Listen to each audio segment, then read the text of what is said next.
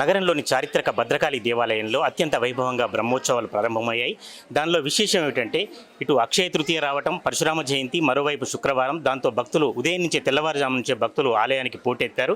ఈ సమయంలో అసలు బ్రహ్మోత్సవాల ప్రాధాన్యత ఏమిటి, ఈ నెల 20వ తేదీ వరకు జరిగే కార్యక్రమాల వివరాలు, విశేషాలు ఒక్కసారి అనువంశిక ధర్మకర్త, ప్రధాన అర్చకులు భద్రకాళి శేషు గారిని అడిగి తెలుసుకుందాం. శేషు గారు, బ్రహ్మోత్సవాల మహోత్సవ విధి అని ఆగమాలు చెప్తాయి. ఈ మహోత్సవ విధినే బ్రహ్మోత్సవాలు అంటారు.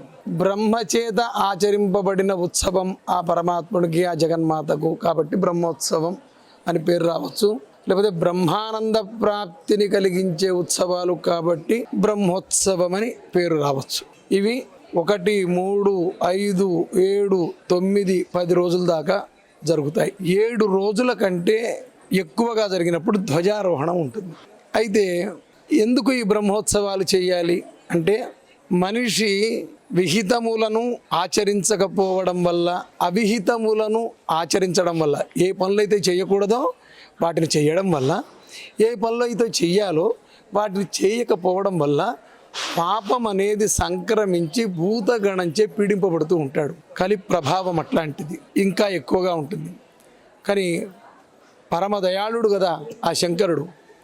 ఆయన ఆగమాలను రచించి సమస్త మానవాళి తెలిసి తెలియక చేసిన పాప రాశిని ధ్వంసం చేసి సకలాభ్యుదయ నిశ్రేష పరంపరా ప్రాప్తిని పొందే విధంగా ఈ మహోత్సవ విధిని ఆగమాల ద్వారా మనకు అనుగ్రహించాడు ఆ పరమాత్ముడు. ఇట్లా చేయడం వల్ల మనిషి, ఎందుకంటే ఈశ్వరుడు ఇచ్చిన 84 లక్షల, ఈశ్వరుడు సృష్టించిన 84 లక్షల జీవరాశుల్లో మనుష్య జన్మే పరమోత్కృష్టమైనది. కానీ మాయ గమనించారా విచిత్రం? ఈ 83,99,099 జీవరాశుల్లో ఏ ఒక్క ప్రాణి అబద్ధం ఆడట్లేదు. ఏ ఒక్క ప్రాణి ఇంకోటి, అంతా మనిషికే మనసులో ఒకటి పెట్టుకుంటాడు, మీద ఒకటి చెప్తాడు.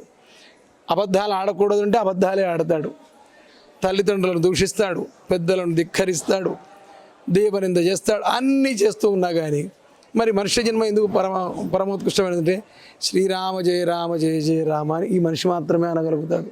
అయితే ఒకటి శేషయ్య గారు, అలంకారంలో కానీ పూజా విధానంలో కానీ మిగతా బ్రహ్మోత్సవాలకు, భద్రకాళి బ్రహ్మోత్సవాలకు ఏమైనా తేడా కానీ విశేషత ఉంది అంటే, శాక్త్యాగమం, ఇప్పుడు పాంచరాత్ర ఆగమాలు ఉన్నాయి, అవి వైష్ణవులకు సంబంధించినవి. శైవాగమాలు ఉన్నాయి, ఏది శివాలయాలకు సంబంధించినవి. కారణాగమం, కామికాగమం అని శివాలయాలకు శైవాగమాలు ఉన్నాయి. అట్లాగే పాంచరాత్రమని, వైఖానసమని వైష్ణవాలయాలకు ఉన్నాయి. అట్లాగే శాక్త్యాగమము అని శక్తికి సంబంధించిన ఈ ఆగమాలు కొన్ని ఉన్నాయి. దూర్వాస సంహిత అంతర్గత సౌభాగ్య చింతామణి అనే ఒక మహాగ్రంథంలో ఈ ఉత్సవ విధిని ఎట్లా చెయ్యాలి, నిన్న అంకురార్పణ, ఈరోజు అంకురార్పణ చెయ్యాలి, ఈరోజు ధ్వజారోహణం చెయ్యాలి. అయితే ఇక్కడ ఉన్న గమ్మత్ ఏమిటంటే, భద్రాచలంలో కానీ మన దగ్గర కానీ బ్రహ్మోత్సవాలలోనే కళ్యాణోత్సవం జరపడం అనేది సంప్రదాయం. సామాన్యంగా ప్రపంచమంతా మహాశివరాత్రి నాడు కానీ, ఆ తెల్లారు కానీ, ఇవతల రోజు కానీ శివ కళ్యాణం జరుపుతారు. కానీ శంకరుడు సమయం కారయామాస వివాహాయ హరోగిరి మాధవే మాసి పంచమ్యాం శితే పక్షే గురోర్దినే చంద్రే చోత్తర ఫల్గుణ్యాం భరణ్యాదవ్ స్థితేరవో అని కాళికా పురాణంలో, కాళికా పురాణ వచనాన్ని అనుసరించి శంకరుడు తన వివాహానికి తానే ముహూర్తం నిర్వహించుకున్నాడట. వెళ్ళాడు, అమ్మవారి దగ్గరికి వెడతాడు. ఇవాళ రేపు స్త్రీలు గమనించాలి, యువతీ యువకులకు బాగా గమనించాలి. శంకరుడు తపస్సు చేసుకుంటున్న ఆ పార్వతీ దగ్గరికి వెళ్ళి, నిన్ను నేను పెళ్లి చేసుకుంటాను అని అంటే, ఏమయ్యా నువ్వేం పెద్ద మనిషివి, ఒక స్త్రీ దగ్గరకు వచ్చి నేను నిన్ను పెళ్లి చేసుకుంటాను డైరెక్ట్గా ఎట్లా చెప్తావు? నువ్వు వెళ్ళి నా తల్లిదండ్రులను అడుగు, నా తల్లిదండ్రులను అడిగి, నా తల్లిదండ్రులు నా పెళ్లి గురించి నా తల్లిదండ్రులతో మాట్లాడాలి, నువ్వు నాతోటి కాదు అని ఆ జగన్మాత అంటే. దీన్ని మనం ప్రెసిడెంట్గా తీసుకోవాలి. రక్త మాంసాలు ఇచ్చి కనిపించి అంతా చేశాక నా ఇష్టం వచ్చిన వాడిని నేను పెళ్లి చేసుకుంటాను, లెక్కేంది అని దేవతలే అన్నారు. ఇంకా మరి ఇట్లాంటి మనుష్య, మరి ఇంత పాపిష్టి జన్మ మనకి ఇష్ట పాపిష్టి బుద్ధులు ఇట్లా పుడుతూ ఉంటాయి. కాబట్టి మనం గమనించాలి. కాబట్టి చెప్తున్నా, ఈ ఉత్సవాలు వీటన్నిటి ద్వారా మనకు ఒక సందేశం అనేది మనకు కనపడుతూ ఉంది.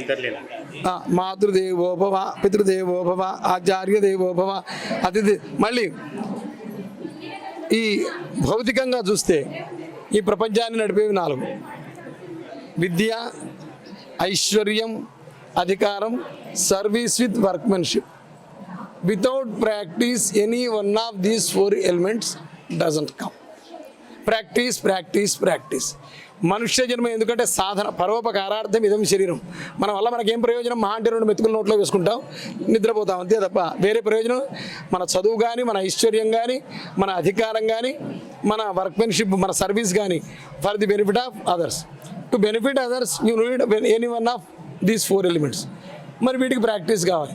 కానీ మనుష్య లక్షణం ఏమిటి అంటే ప్రారంధ వశంలో ఎప్పుడు బద్ధకం అనేది, ఎప్పుడు ఎక్కడ ఏది కనపడితే ఏం తిందామని చూస్తూ ఉంటాడు. వాడికి అవసరం లేనివన్నీ తింటూ ఉంటాడు, వాడికి అవసరం లేనివన్నీ చేస్తూ ఉంటాడు.